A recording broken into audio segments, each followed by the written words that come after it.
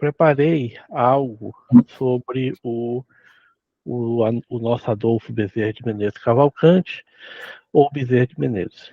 Todo mundo já sabe que ele nasce no Ceará, né? Que ele foi médico. Eu tentei fazer algo diferente. Como eu fazia parte da Federação Espírita Cearense, nós éramos convidados, então o presidente nos enviava para fazer palestras. E eu sou descendente dos Bezerra, né? Dos Bezerra de Menezes. E uma vez eu fui em Icó, e estava lá o grupo espírita, eles estavam passando um momento difícil, e um dos dirigentes chegou e disse assim: você é parente, é seu parente, né? Você é.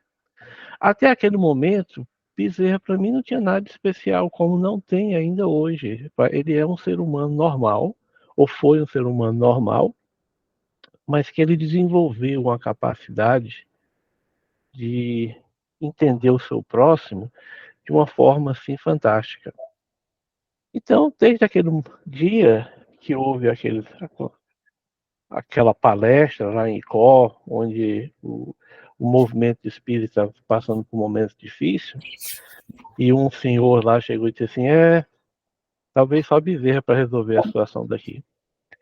E isso me levou a tentar descobrir um pouco mais da vida, né, do médico dos pobres, o porquê dele. Então, a palestra de hoje, ou diria palestra, que nós vamos comentar hoje, vai ser um pouco diferente. Vai ser a trajetória do Bezerra até ele chegar ao que ele é. Por que ele chegou lá, o que foi que ele fez, o que foi que ele deixou de fazer. E esse material ele vem sendo pesquisado durante esses anos, né, com a ajuda de várias pessoas. O biógrafo oficial dele, que é o Luciano Klein, que é de Fortaleza, nosso amigo, foi ex-presidente da Federação Espírita do Estado do Ceará, e nós vamos fazer uma trajetória. Nós vamos verificar aí sobre a trajetória de um espírito. E eu coloquei o nome dele da última encarnação, que foi Adolfo Bezerra de Menezes Cavalcante. Em João 8,12, eu usei a Nova Versão Internacional da Bíblia. Falando ao povo, Jesus disse: eu sou a luz do mundo. Quem me segue nunca andará em trevas, mas terá a luz da vida. Essa passagem de João é bem interessante porque ela pode nos mostrar a trajetória desse ser. Bezerra, antes de ser Bezerra, ele foi Zaqueu, Matias, Quinto Varros, Quinto Celso, irmão Parmênio, Bezerra de Menezes. Esses são os que estão mais no comum, que as pessoas mais acreditam. Existem algumas provas. Existem outros que eu não coloquei aqui, até porque a documentação não é ainda 100% confiável. Nós vamos começar no século II da Era Cristã, no século I, me desculpem, da Era Cristã, com Zaqueu. De acordo com Lucas 19, Lucas, ele coloca da seguinte forma: nós vamos encontrar então em Lucas 19, Jesus entrou em Jericó, e interessante que como Jesus, quando ele entra em Jericó, a primeira pessoa que ele vê em Jericó é um cego de nascença. E esse cego, Jesus cura o cego, e o cego caminha. Esse cego, Amélia Rodrigues, Amélia Espírito, chega para Divaldo em várias obras e diz que Jesus, quando curou o cego conhecia Zaqueu, o coletor de impostos, ou o chefe dos coletores dos impostos. Então havia ali um homem rico, chamado Zaqueu, chefe dos publicanos. Ele queria ver quem era Jesus, mas sendo de pequena estatura, não conseguia, por causa da multidão. Assim, correu adiante e subiu uma figueira brava para vê-lo, pois Jesus ia passar por ali. Quando Jesus chegou àquele lugar, olhou para cima e disse: Zaqueu, desce depressa, quero ficar em tua casa hoje. Então ele desceu rapidamente, recebeu com alegria, e, claro, o povo viu aquela algazarra, e Zaqueu era judeu, né? Mas porque ele trabalhava para os romanos como coletor de impostos, ele não era nada bem visto entre os seus. Todo o povo viu e começou a se queixar. Ele se hospedou na casa, ou vai se hospedar na casa de um pecador. Zaqueu levantou-se, né, e disse ao Senhor: Olha, Senhor, estou dando a metade dos meus bens aos pobres. E se de alguém extorquir alguma coisa, devolverei 4 vezes mais. Em Zaqueu 19:9, Jesus disse: Hoje houve salvação nesta casa, porque este homem também é filho de Abraão. Pois o Filho do Homem veio buscar e salvar o que estava perdido. Essa passagem é bem interessante e na nossa trajetória aqui nós vamos observar esse foi o ponto que determinou a ascensão desse espírito. Nós vamos observar Clemente Romanos, que desencarnou no ano 100 depois de Cristo, também conhecido como Papa Clemente I, bispo de Roma, no final do século I depois de Cristo. Ele considerado o primeiro dos pais apóstolos da Igreja e um dos principais membros da Igreja da época em Roma. Eu fui então verificar, porque eu sabia que Clemente de Roma tinha escrito alguma coisa onde ele envolvia a questão de Zaqueu, o cobrador de impostos. E eu fui procurar em um site alemão que tem as melhores obras bíblicas do mundo. Eu depois vou colocar o nome para vocês no chat. Está disponível em alemão, em português, em grego e nos originais. Bom, o que foi que eu vi então? Eu observo que o Clemente de Roma, nas suas obras, uma obra chamada Pseudo Clementim, tem disponível em português. Acho que vocês podem encontrar na editora Vozes. E ele faz um relato onde ele chega e diz que Simão, o Pedro, né? Pedro, que Zaqueu, após o desencarne do Cristo, Zaqueu andou com Pedro. E Pedro, a um determinado momento, ordena a Zaqueu, ou pede a Zaqueu, para que vá a uma determinada cidade e fique lá como responsável pela igreja nascente.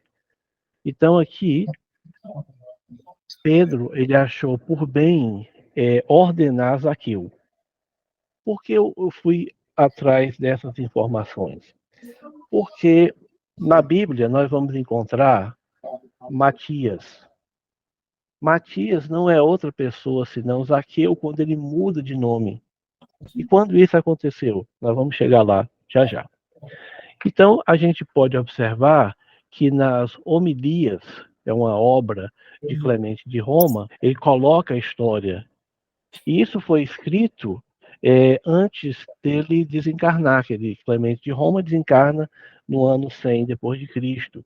E Zaqueu viveu pelo século I e II depois de Cristo. Depois eu fui procurar algo e um outro pesquisador daquela época, ou perto da época, que foi o Clemente, ou Clemente de Alexandria, ou Titus Flávio Clemente, que ele desencarna em 215 depois de Cristo. Ele foi um filósofo cristão, teólogo muito famoso, e ele escreveu uma obra que também está disponível em português, chamado Stromata. Vocês podem encontrar talvez na livraria Voz ou então no Google, no Google não, como é o nome, na Amazon, mas deve ter também no Google alguma coisa. E eu tentei pregar o original em grego. Eu não falo grego, não entendo nada. Mas eu entendo outras línguas, né? Então eu pude observar que no grego, no original em que ele escreve, ele fala aqui de Zaqueu. Aqui está, logo depois aqui tem grego, número 4.6.35.2, está o nome de Zaqueu, e logo depois o nome de Matias. O que ele coloca aqui, o Clemente de Alexandria é que Zaqueu muda o nome para Matias quando ele é responsável pela igreja nascente em Cesareia, né? Então, nós fomos lá, as Constituições Apostólicas, né? Existe uma obra chamada Constituições Apostólicas. Eles identificam que, na verdade, sim, Matias, que foi Zaqueu, era considerado bispo de Cesareia. Não era.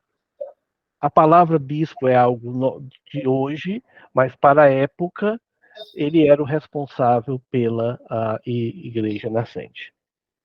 Bom, mas por que tudo isso, Sérgio? Porque eu queria chegar finalmente em dois vultos da doutrina espírita. Um, que é a nossa Ivone Pereira. Eu acredito que vocês já devem ter lido alguma obra psicografada por ela. E o outro, Divaldo Franco.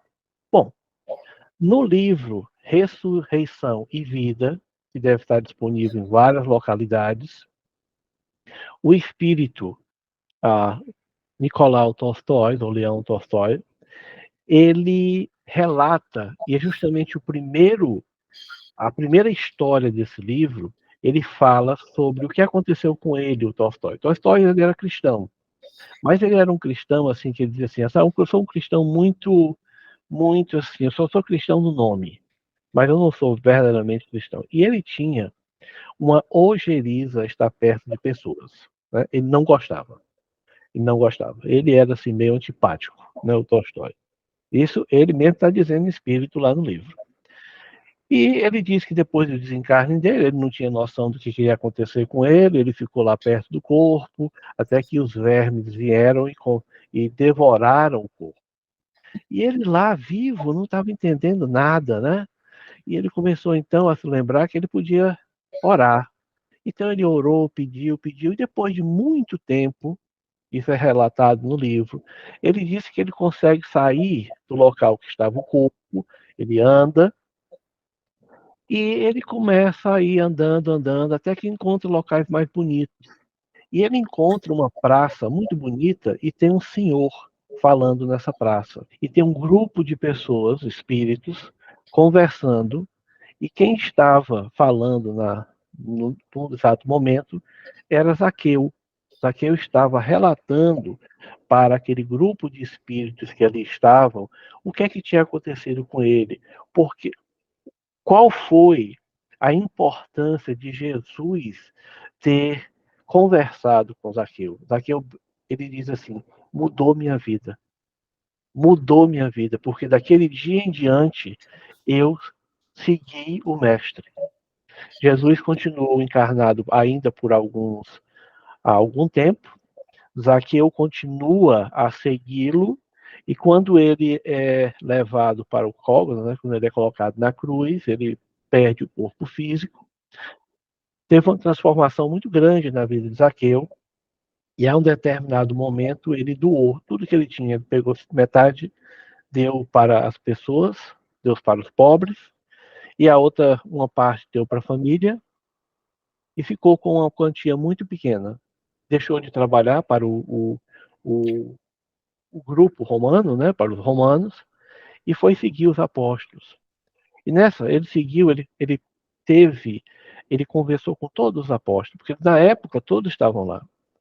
Ele andou com Simão Pedro, ele conheceu Paulo de Tarso, ele teve conversas fabulosas com Paulo de Tarso, né? Até que Pedro, em um determinado momento, chega e diz assim, pede para que ele seja o responsável pela igreja nascente em Cesareia. Para que isso acontecesse, vocês vão encontrar logo mais, que nós passarmos desse slide, em outro slide, nós vamos encontrar em Atos dos Apóstolos uma parte em que os apóstolos chegam a nomear Zaqueu o 12º apóstolo. porque havia se perdido Judas. Judas era o 12º apóstolo, ele se suicidou, e eles tinham por obrigação, achavam eles, nomear alguém para substituir Judas. Mas nós vamos chegar lá já já. Em uma outra obra, Primícias do Reino, que vocês estão vendo aí a capa, nós temos o espírito Amélia Rodrigues, que psicografou essa obra, foi psicografado pelo nosso Divaldo, que eu acredito que todo mundo conhece o Divaldo, né? Ela traz relatos fantásticos sobre os primeiros, né? Aqueles primeiros que seguiram Jesus. Muito interessante as duas obras, se vocês puderem, leiam. Continuando, então, essa trajetória, em Atos dos Apóstolos 15 e 26, ainda usando a Nova Versão Internacional, nós vamos encontrar o quê? Eu vou pegar só algumas partes mais importantes. Atos dos Apóstolos, eles se reúnem, os apóstolos se reúnem, e basicamente aqui no item 23 tem o seguinte: então, indicaram 2 homens, José, chamado Barrabás, conhecido também como Justo, e Matias. Matias era Zaqueus. Os dois foram colocados entre os discípulos para verificar quem tomaria o lugar de Judas. Isso está lá na Bíblia, né, no Novo Testamento. Houve uma votação e eles escolheram Matias. Foi aí que se deu o momento em que ele mudou o nome dele. Em algumas versões bíblicas, você encontra o nome Zaqueu, em outras, eles já colocaram Matias. Aí eu tentei procurar na Vulgata, que é a Bíblia original, né? Ou uma das Bíblias originais, e lá você encontra o nome Zaqueu. A Vulgata é uma das primeiras Bíblias, a primeira tradução, ou uma das primeiras traduções em latim. Uma das edições muito interessante, o Mauro está aí nos Estados Unidos, existe um livro, que é esse aqui, que é justamente a Vulgata, editado pela editora da Universidade de Harvard. Ele tem em inglês e tem em latim. E lá você encontra que o nome original dele era Zaqueu e a transformação para Matias. Termina então aí a questão do Zaqueu. Zaqueu, basicamente, ele vai para Cesareia, ele fica lá, é uma comunidade nascente, ele toma conta de Cesareia. Vocês vão poder observar nas duas obras que eu citei, espíritas, né, do Leon Tolstói, do espírito do Leon Tolstói e da Amélia Rodrigues, vocês vão encontrar lá relatos de que Jesus, espírito, né, se comunica com alguns e pede para que Mateus, ou Zaqueu, né, que ele vá para outro local, outra localidade, que não a Cesareia. Ele foi para a Etiópia, porque estava passando por um momento difícil na Etiópia, e o objetivo seria que ele fundasse uma igreja na Etiópia.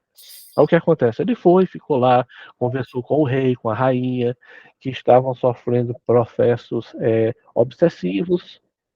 Ele monta na Etiópia a segunda casa de regeneração, que era uma comunidade para receber pessoas, né, doentes, velhos, crianças, é, é, todo tipo de pessoas necessitadas. Em Cesareia ele tinha uma, saiu, foi para a Etiópia.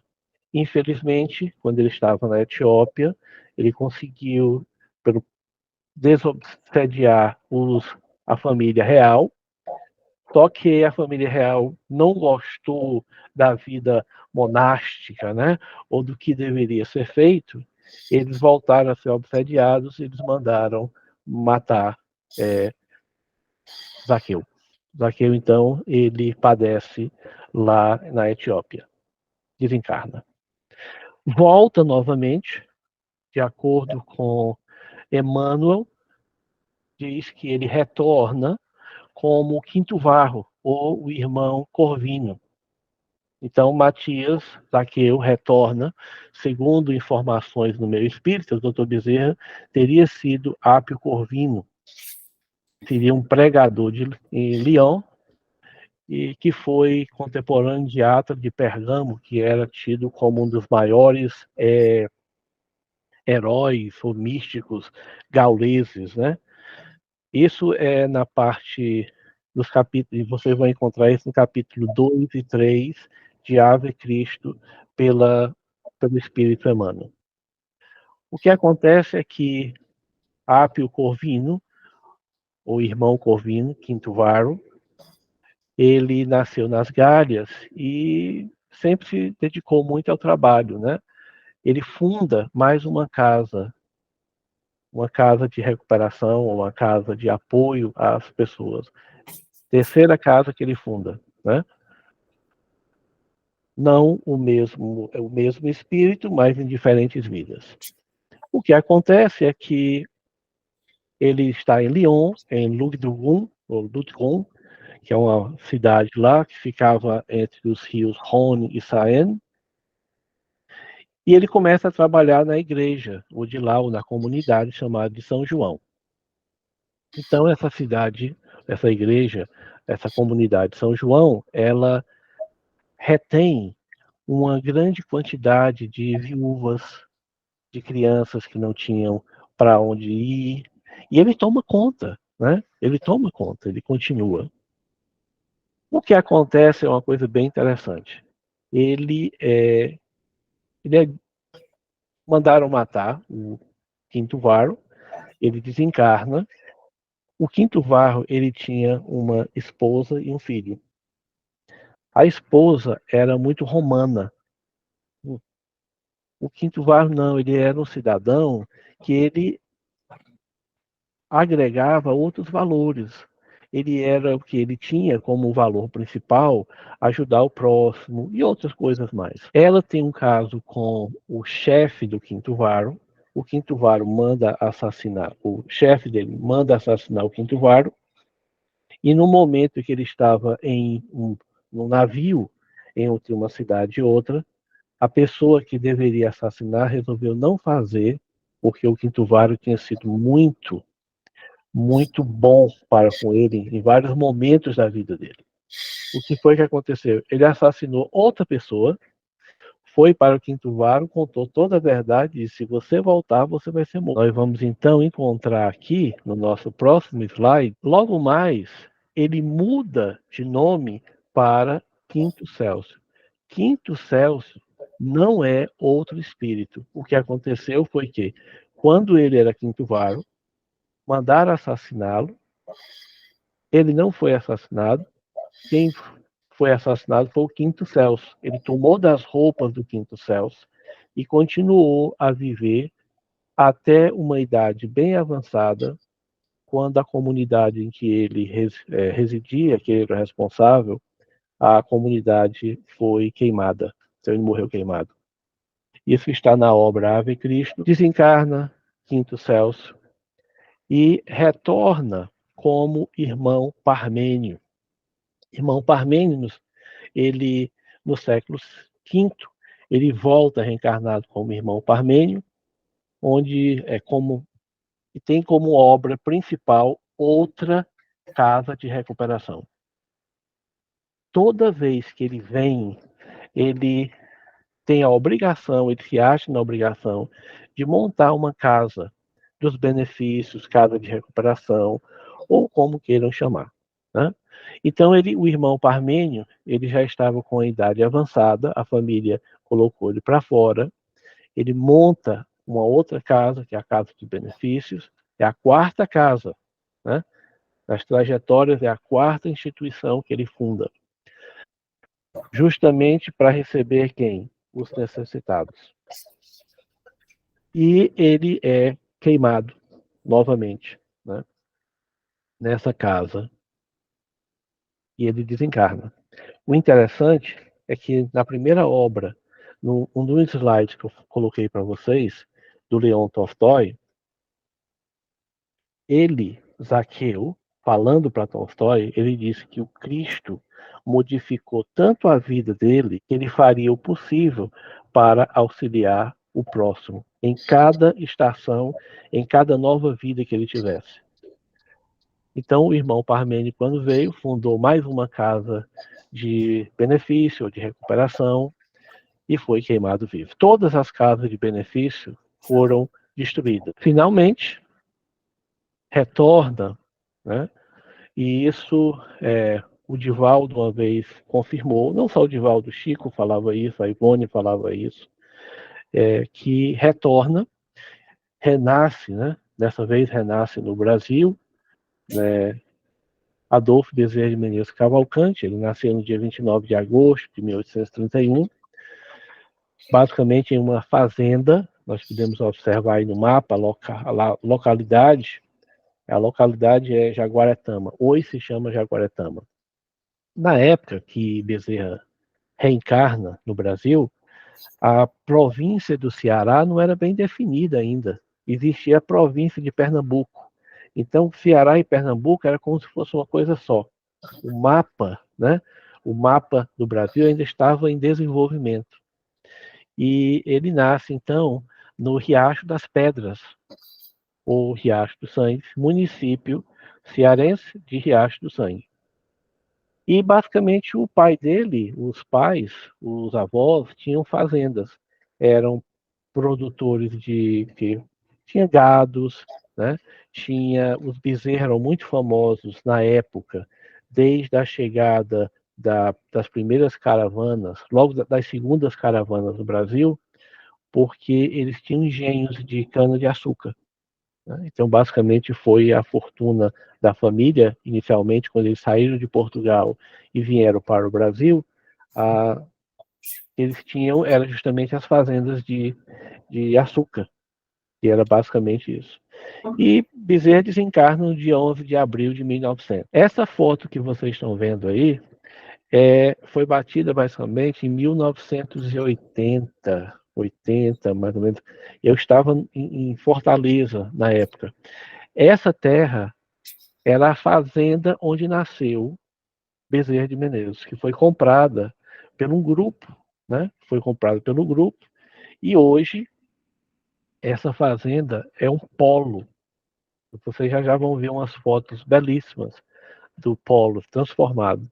Então, essa terra todinha, a CAPEM, que é uma instituição não espírita, mas que os dirigentes que fundaram são espíritas, e os presidentes até hoje são espíritas, eles fizeram um acordo com os proprietários da terra, compraram e doaram para fazer o polo Bezerra de Menezes. E foi numa terra extremamente quente, né? O sertão cearense tem como assim a foto é a caatinga, né? A caatinga, o tipo de vegetação é muito primitiva, até porque não tem muita água lá. Mas era a localidade que eles tinham. Então, o seu pai, Antônio Bezerra de Menezes, nós vamos encontrar na família um monte de Antônio Bezerra, né? Tem pelo menos uns 30. Aí se perde, porque muitas vezes a gente vai, esse é o Antônio Bezerra, pai de quem ou filho de quem. E ele foi capitão das milícias, tenente-coronel da Guarda Nacional. Ele desencarna na cidade de Maranguape, a mesma cidade que nasceu Chico Anísio. No dia 29 de setembro de 1851, ele teve febre amarela. A mãe dele, a Fabiana Cavalcante de Albuquerque, ela, nascida no dia 29 de setembro de 1791, ela desencarna em Fortaleza, e ela viveu, depois que o esposo desencarnou, com o filho mais velho. Vocês vão já conhecer um pouquinho dessa história também.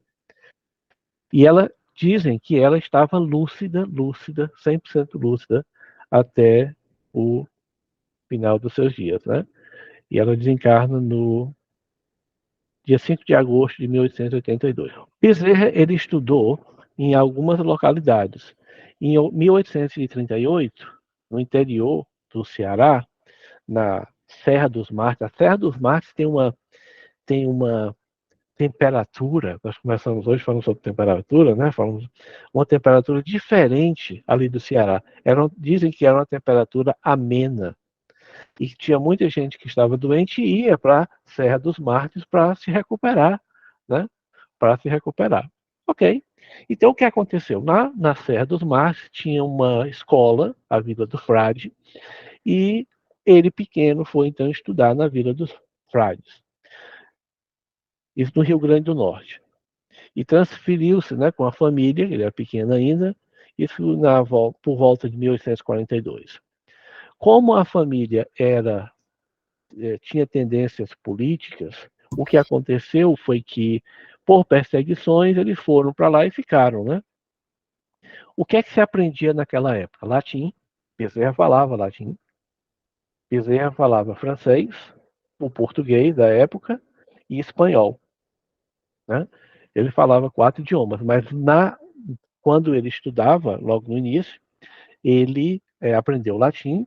Ele era um dos melhores alunos de latim, de acordo com as biografias, sendo que algumas vezes quando o professor não estava.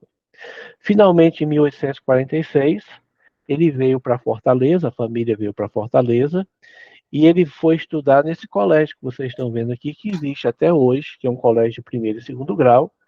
Era um dos melhores colégios do Ceará, as famílias vinham trazer os alunos, que era o Liceu do Ceará.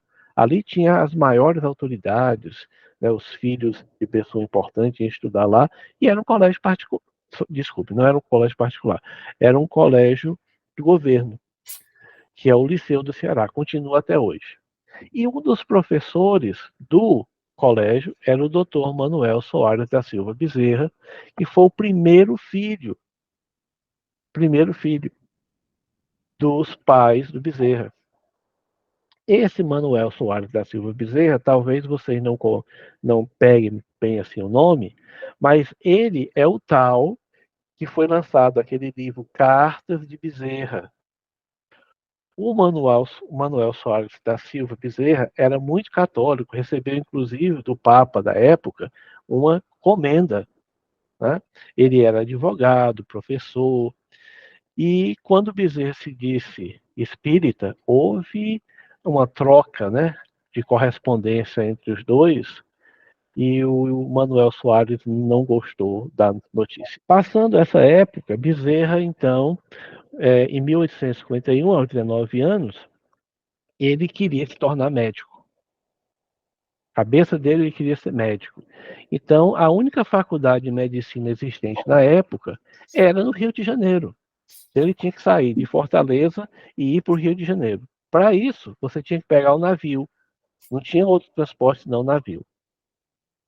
O pai, infelizmente, não teve condições de bancar, porque a família estava passando por situações difíceis. O pai dele, o Antônio Bezerra, ele era uma pessoa de índole muito boa, assim como o avô. O que eles tinham, eles davam, eles doavam, eles davam, emprestavam. Então chegavam pessoas pedindo, olha, estou com fome, eu não tenho isso, eles davam. E um dia a pessoa pagava ou não. O que aconteceu? Isso levou à ruína da família. Quando o jovem, né, Bezerra, o Adolfo, conversou com o pai que queria ir para o Rio de Janeiro, o pai disse, eu não tenho condição.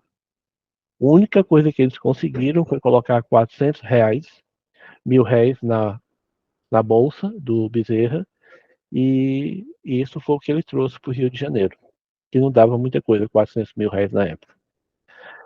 Eu coloquei duas fotos aqui, a foto de cima é a foto da Universidade de Medicina do Rio de Janeiro, na época não existe mais esse prédio, e a foto de baixo é o Hospital da Santa Casa de Misericórdia. Eu acho que o de baixo ainda existe.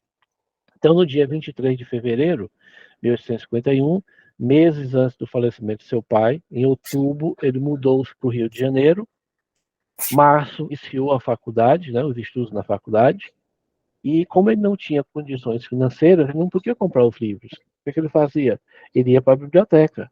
Os livros eram disponíveis na biblioteca. E assim foi que ele estudou. Nós conseguimos algum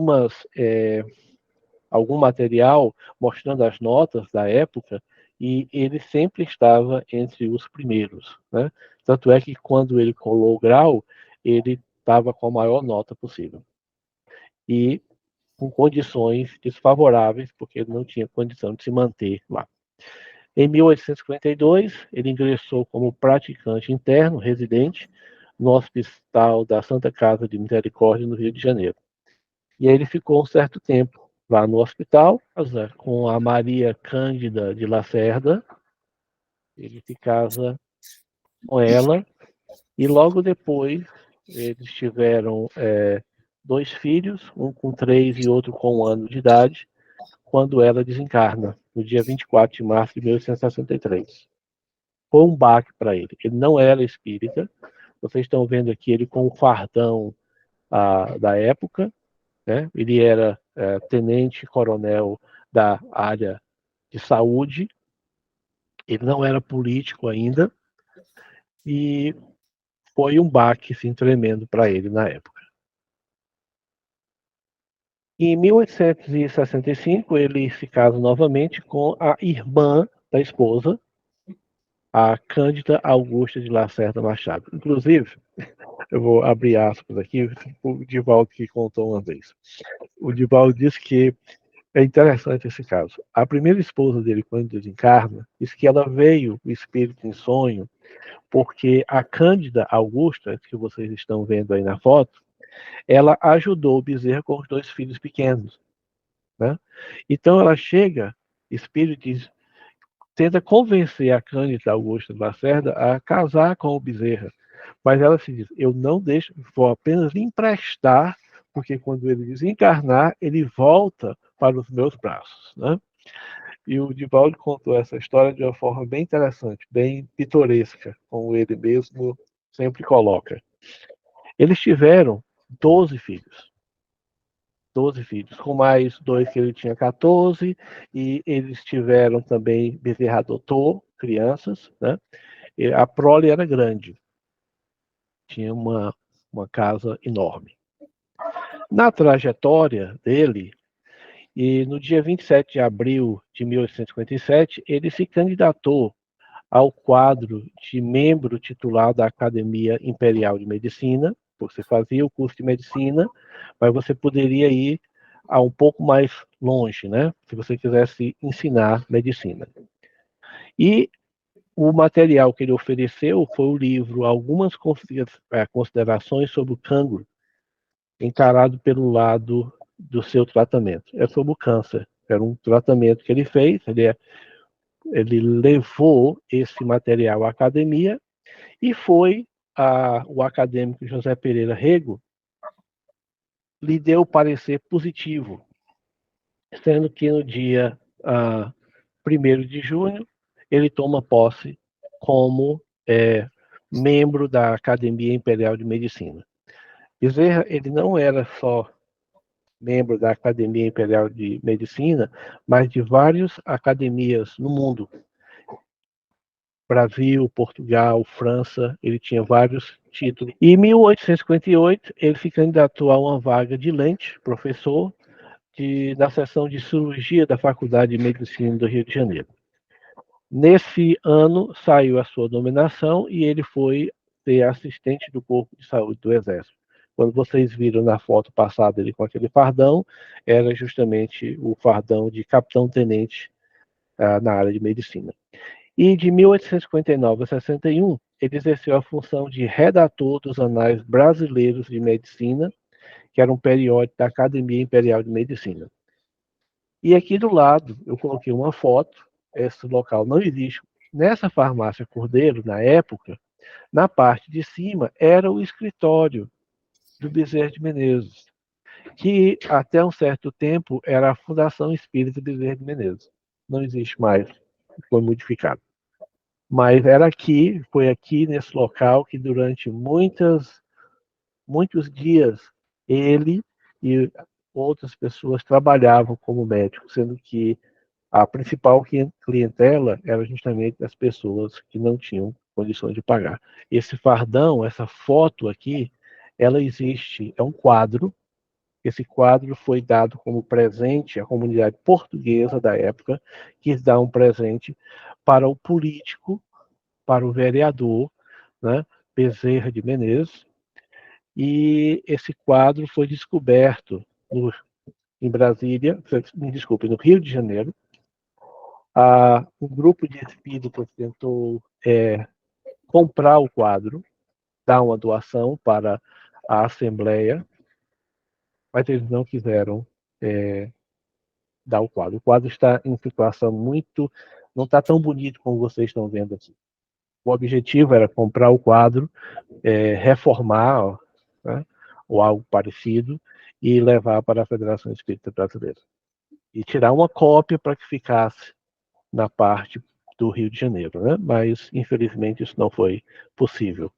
O partido, então, era um partido que tinha pessoas com filiações filosóficas diferentes, eles não queriam se meter com o Bezerra de Menezes. Mas isso aqui é a parte política dele. Em 1860, ele se torna vereador pela Câmara Municipal do Rio de Janeiro, pelo Partido Liberal. O Partido Liberal, na época, não tem nada a ver do Partido Liberal de hoje em dia. Existiam dois partidos, o Partido Monarquista, vamos assim colocar, e o Liberal. Eles eram liberal porque eles queriam tirar a função do rei. Essa era a ideia que eles tinham. Liberal nessa ponta. Liberal porque eles queriam libertar os escravos, né? E Bezerra, quando entra na política, ele fez isso muitas vezes, chegou na tribuna muitas vezes para tentar libertar os escravos, ele e outros mais, como o sobrinho dele, que foi um dos... O Ceará foi o estado que primeiro libertou os escravos no Brasil, e na frente estava algumas pessoas, entre eles o Antônio Bezerra de Menezes, que era sobrinho do Bezerra de Menezes. Reeleito no período de 1864 a 68, e não se candidatou ao Exército em 1869 e 1872. Anos ele atuou na vida parlamentar.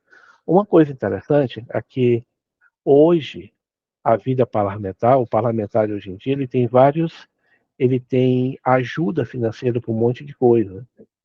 Bezerra não tinha. Na verdade, nenhum político na época tinha ajuda financeira. Eles tinham que se bancar. Eles tinham que se bancar. O que acontece é que o próprio Bezerra narra isso nas palestras que ele fez, quando eu estava na tribuna, e ele tinha que sustentar o escritório que ele possuía lá. Depois de 30 anos, ele viu que não dava certo e resolveu sair. Nessa época, ele já tinha conhecimento da doutrina espírita, ele não era espírita ainda, ou oficialmente, mas ele já tinha conhecimento. Bezerra já estava estudando a doutrina espírita, e ele só foi se declarar espírita depois de 8 a 10 anos que ele estudou a doutrina espírita. E aí, como foi que ele se manteve, então? Ele, no período que ele era político, ele era empresário, ele continuou sendo médico, ele continuava a manter o escritório na Casa de Misericórdia, ele tinha o escritório dele particular, então ele continuava a ter as atuações dele.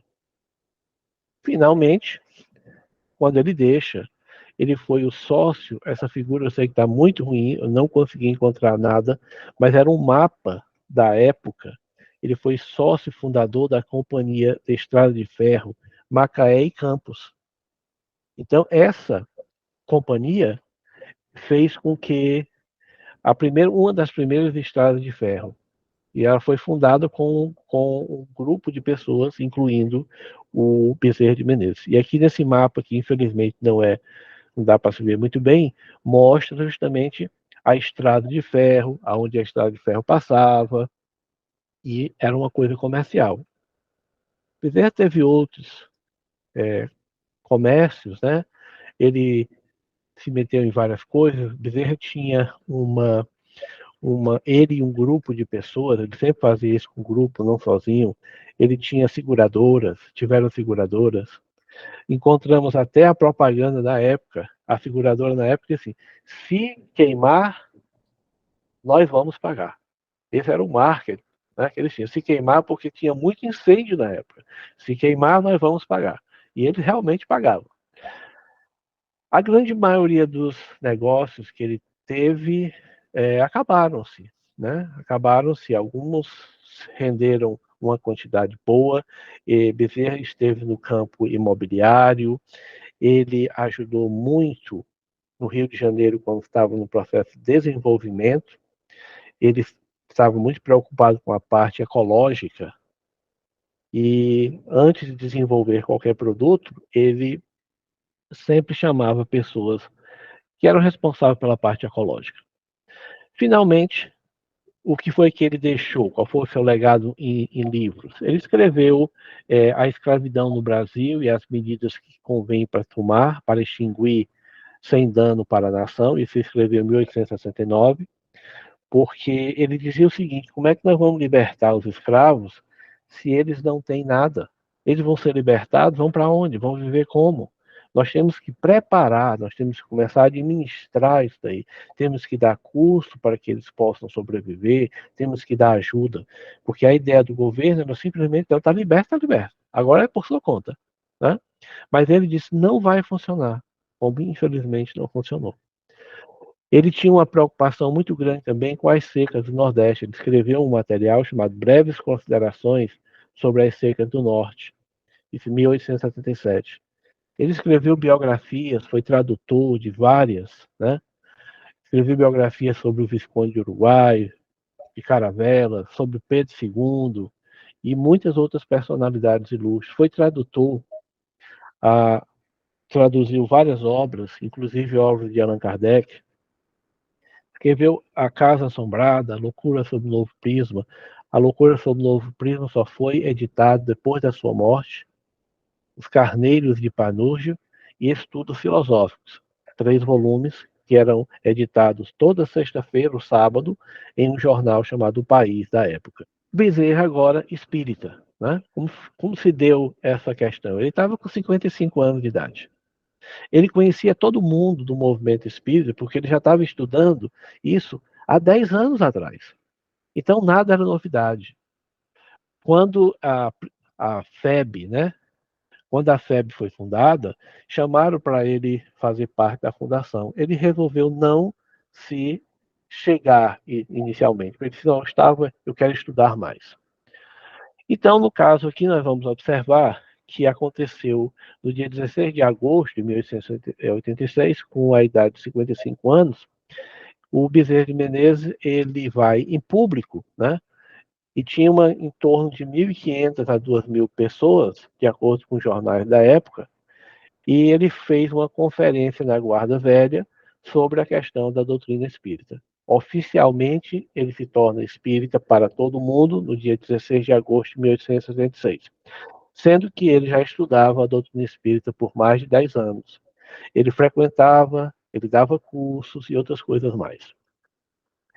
A presidente da FEB, né? Em 1889, ele é elevado, né, aos espinhos cargos de reconduzir a FEB, e em 1895, quanto mais se agitava a maré da discórdia, infelizmente, como ainda existe até hoje, a Federação Espírita, na época, passava por um momento muito difícil. Ele, então, é nomeado presidente a primeira vez. Na segunda vez, a situação estava muito mais complexa. Houve uma reunião, um espírito se manifesta e pediram para que chamasse o velho Bezerra para conduzir a federação pela segunda vez, e ele ficou lá até o dia que ele desencarnou. Quando ele foi presidente da FEB, algumas coisas ele mudou, como, por exemplo, quem primeiro lançou um curso do Livro dos Espíritos na Federação Espírita foi o Bezerra de Menezes. Não existia só as palestras, as pessoas iam para a palestra. Ele montou um curso. E o curso era montado em cima do Livro dos Espíritos. Teve um outro curso que era montado em cima do Evangelho segundo o Espiritismo. Então, ele foi um dos primeiros, basicamente. E na segunda vez, quando ele se torna presidente da FEB, existiam vários órgãos. Tinha a academia, tinha a fraternidade, tinha a União Espírita do Brasil e tinha a Federação Espírita Brasileira. Cada um tinha uma visão diferente. Era, assim, um distúrbio. Bezerra teve que unir todos, conseguiu unir, e desencarna no ano de 1900. Vários jornais da época, principalmente o Reformador, ele desencarna no ano, a FEB tinha uma comemoração que era o Natal. No Natal era uma festa, não era uma festa, era uma ocasião que os espíritas se reuniam, eles faziam palestras, né? E o Bezerra já estava doente há um certo tempo, até que ninguém esperava, e nesse último Natal de 1899, que ele desencarna em 1900, ele aparece, fala, diz que ele passou um monte de tempo falando, ninguém esperava que acontecesse, foi uma das melhores palestras que ele deu, e foi a última vez que viram ele na Federação Espírita Brasileira. Ele era muito amigo do Leon Denis. Ele conseguiu com o Leon Denis a autorização de traduzir todos os livros do Leon Denis. E essa tradução foi dada por vida à Federação Espírita Brasileira. Então, houve uma negociação, e quando o Leon Denis soube do desencarne, ele disse assim: quando tais homens deixam de existir, enluta-se não somente o Brasil, mas os espíritos de todo o mundo. E vários jornais da época comentaram a mesma coisa. Bom, eu vou terminar com essa frase aqui do livro Ave Cristo, que basicamente ela diz assim: os primeiros cristãos, quando eles iam ser colocados na arena para ser devorados pelos animais ou algo parecido, eles gritavam o seguinte: Ave Cristo, os que vão viver para sempre te glorificam e saudam. O Divaldo, há uns 4 anos atrás, ele disse uma coisa bem interessante. Ele fez uma palestra, o Divaldo está com 90 e tantos anos, está quase 100. Então, 4 anos atrás, o Divaldo ele fez uma palestra que foi uma homenagem, era o aniversário de Bezerra. O Divaldo disse uma coisa bem interessante. O Divaldo ele tem contato com Bezerra todos os dias. Todo ano existe uma reunião na Federação Espírita Brasileira, que é a reunião final do ano, onde eles se reúnem. E nessa reunião, o espírito de Bezerra de Menezes se manifesta, e se manifesta através do Divaldo Pereira Franco, na grande maioria. E Divaldo disse uma coisa que ele disse assim: o Bezerra é um espírito quase angelical. É um espírito que é muito preocupado com o ser humano, extremamente preocupado com o próximo, extremamente preocupado com a desgraça do próximo. Tem um coração, um amor. E ele disse assim que nesses todos os anos de convivência que ele tem com o Dr. Bezerra, ele a cada ano ele fica mais deslumbrado com o carinho que Bezerra tem. Nós vamos encontrar hoje várias instituições no Brasil com o nome de Bezerra de Menezes, fora do Brasil, né? Ruas com o nome dele, pessoas desesperadas que pedem ajuda a ele, né? E Bezerra tem uma equipe espiritual hoje de mais de 2.000 médicos que estão espalhados por todo o canto, ajudando o próximo. Não importa, não importa aonde ele se manifesta. Ele vai nos terreiros de candomblé, se manifesta. Porque o objetivo é ajudar. Mas tudo aconteceu quando Jesus o tocou. Essa é uma das passagens que mais me comove quando eu vejo a história desse espírito, porque ele já estava preparado para, para algo de bom, né? E a gente observa que desde aquele momento que Jesus foi tocado, Jesus tocou aquela alma bondosa, ele continua a desenvolver o seu trabalho. Há uns 50, 100 anos atrás, basicamente, ele foi convidado em espírito, isso o Chico Xavier nos conta, em uma obra, que o plano espiritual fez uma festa dos 50 anos de desencarne de Bezerra de Menezes. E lá compareceu Celina. Celina é a mensageira da mãe de Jesus. Zaqueu conviveu com Maria muitos anos, porque quando Jesus desencarna, né? Quando Jesus parte para o plano espiritual, quem tomou conta da mãe de Jesus foram os apóstolos. Então, Zaqueu tinha um amor incondicional pela mãe de Jesus. Ainda hoje, Bezerra, ele tinha esse carinho pela mãe de Jesus e ele se manifesta. Nesses 50 anos do desencarne dele, Celina diz que ele é convidado para ir para um local mais melhor, né? E ele disse que não, ele prefere ficar com a população carente. No aniversário de 100 anos de desencarne, fizeram outro convite para ele. E ele pediu que não.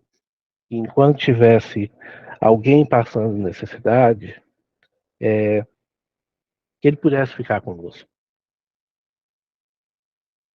Esse espírito que, que vagueia, né? Ele é um dos mensageiros da paz que mais transmite amor para o próximo. Chico Xavier, quando estava em Uberaba, receitando, né, nas reuniões, ele disse que o centro espírita que ele estava era muito pequeno. Entre a porta até a mesa onde estava o Chico, quando o espírito Bezerra de Menezes adentrava, a multidão de espíritos encarnados que ali estavam iam até Bezerra e demorava 30 minutos do nosso tempo, porque Bezerra ia e paternalmente conversava com cada um. Aí perguntaram, e o Emmanuel? Ah, o Emmanuel, quando ele entra, todo mundo ficava. Para esse amigo, eu só posso pedir que Deus continue abençoando cada vez mais.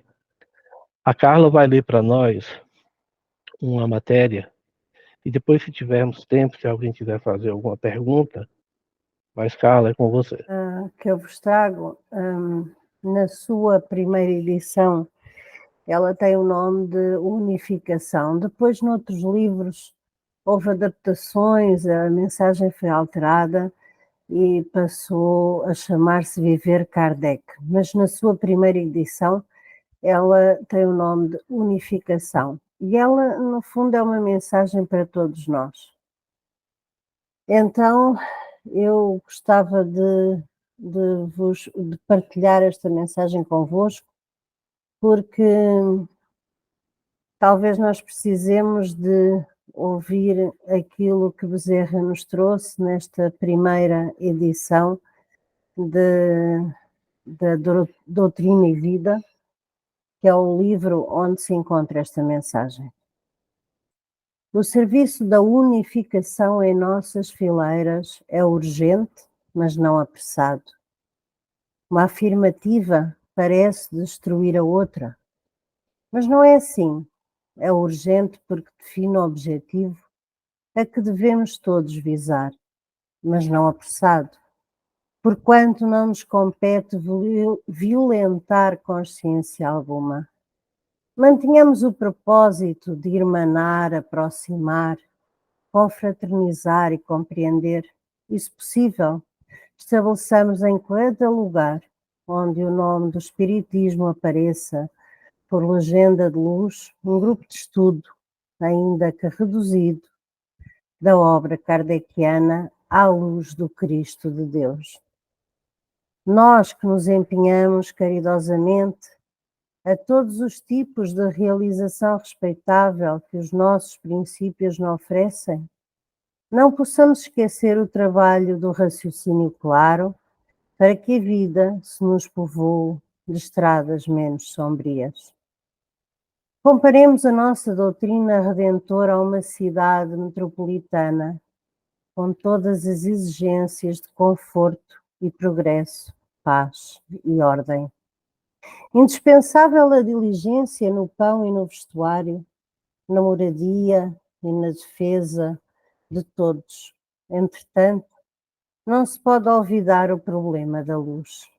A luz foi sempre uma preocupação do homem, desde a hora da furna primeira. Antes de tudo, o fogo obtido por atrito, a lareira doméstica, a tocha, os lumes vinculados às resinas, a candeia e, nos tempos modernos, a força elétrica transbordada em clarão. A doutrina espírita possui os seus aspectos essenciais em configuração tríplice, que ninguém seja cerceado em seus anseios de construção e produção. Quem se afeiçoa à ciência, que a cultive em sua dignidade. Quem se devota à filosofia, que lhe engrandeça os postulados, e quem se consagre à religião, que lhe divinize as aspirações, mas que a base kardeciana permaneça em tudo e todos, para que não venhamos a perder o equilíbrio sobre os alicerces em que se nos levanta a organização. Nenhuma hospitalidade recíproca, nenhum desapreço a quem quer que seja. Acontece, porém, que temos necessidade de preservar os fundamentos espíritas, honrá-los e sublimá-los, senão acabaremos estranhos uns aos outros, ou então cadaverizamos em arregimentações que nos mutilarão os melhores anseios, convertendo-nos um movimento de libertação numa seita estanque, encarcerada em novas interpretações e teologias que nos acomodariam nas convivências do plano inferior e nos afastariam da verdade. Allan Kardec, nos estudos, nas cogitações, nas atividades, nas obras, a fim de que a nossa fé não faça hipnose, pela qual o domínio da sombra se estabelece sobre as mentes mais francas, acorrentando-as a séculos de ilusão e sofrimento. Libertação da palavra divina é desentranhar o ensinamento do Cristo de todos os cárceres a que foi algemado. E na atualidade, sem querer qualquer privilégio para nós, apenas o Espiritismo retém bastante força moral para se não prender a interesses subalternos e efetuar a recuperação da luz que se derrama do verbo cristalino do Mestre, descedentando e orientando as almas. Seja Allan Kardec não apenas querido ou sentido, apregoado ou manifestado, a nossa bandeira, mas suficientemente vivido, sofrido, chorado e realizado em nossas próprias vidas. Sem essa base, é difícil forjar o caráter espírito cristão que o mundo conturbado espera de nós pela unificação. Ensinar, mas fazer, crer, mas estudar, aconselhar, mas exemplificar, reunir, mas alimentar. Falamos em povoações e sofrimentos, mas não dispomos de outros veículos para assegurar a vitória da verdade e do amor sobre a terra. Ninguém edifica sem amor, ninguém ama sem lágrimas.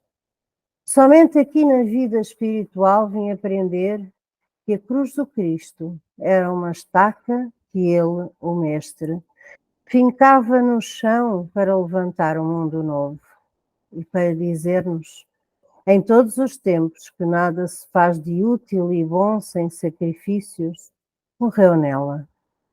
Espezinhado, batido, enfrentou-a no solo, revelando-nos que esse é o nosso caminho, o caminho de quem constrói para cima, de quem mira os continentes do alto.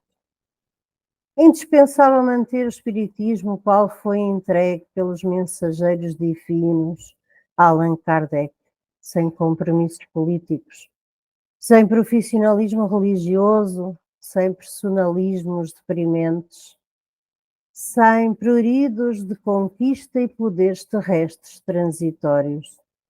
Respeita todas as criaturas, apreço a todas as autoridades. Devotamento ao bem comum e instrução do povo em todas as direções sobre as verdades do Espírito, imutáveis, eternas. Nada que lembre castas, discriminações, evidências individuais injustificáveis, privilégios, imunidades, propriedades. Amor de Jesus sobre todos, verdade de Kardec para todos. Em cada templo, o mais forte deve ser escudo para o mais fraco, o mais esclarecido a luz para o menos esclarecido, e sempre seja o sofredor o mais protegido e o mais auxiliado, como entre os que menos sofram seja o maior aquele que se fizer servidor de todos, conforme a observação do mentor divino. Sigamos para a frente, buscando a inspiração do Senhor. Esta mensagem é de Bezerra. Os que estão na carne e fora dela, que vieram aqui no dia de hoje, né? No nosso canto virtual. E vamos pedir, mas eu pediria a Bezerra, a esse espírito que aprendeu a conhecer Jesus, que foi tocado por ele, que ele possa, com a sua equipe espiritual, receber todas as dádivas divinas, que possa ajudar aqueles que mais necessitam. Olha, amigo, aqueles que estão nos hospitais,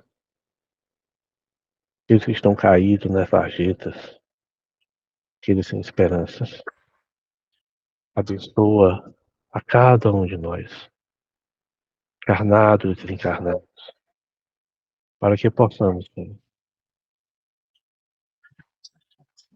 para que possamos melhorar no dia de amanhã. Olha para aqueles que não puderam estar conosco no dia de hoje, pelos nossos familiares, pelos nossos amigos, por aqueles que se dizem nossos inimigos. Olha, Senhor, pela paz do mundo. Dizer a ti, amigo, muita paz a todos nós. Uma boa semana.